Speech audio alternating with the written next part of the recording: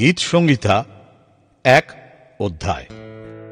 ধন্য সেই ব্যক্তি যে দুষ্টদের মন্ত্রণায় চলে না, পাপীদের পথে দাঁড়ায় না, নিন্দকদের সভায় বসে না, কিন্তু সদাপ্রভুর ব্যবস্থায় আমোদ করে, তাহার ব্যবস্থা দিবারাত্র ধ্যান করে।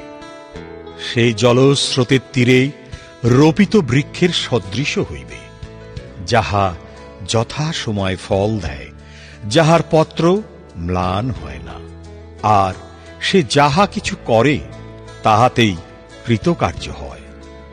দুষ্টগণ সেরূপ নহে, কিন্তু তাহারা বায়ুচালিত তুষের ন্যায়। এই জন্য দুষ্টগণ বিচারে দাঁড়াইবে না, পাপীরা ধার্মিকদের মণ্ডলীতে দাঁড়াইবে না। কারণ সদাপ্রভু ধার্মিকগণের পথ জানেন, কিন্তু দুষ্টদের পথ বিনষ্ট হইবে।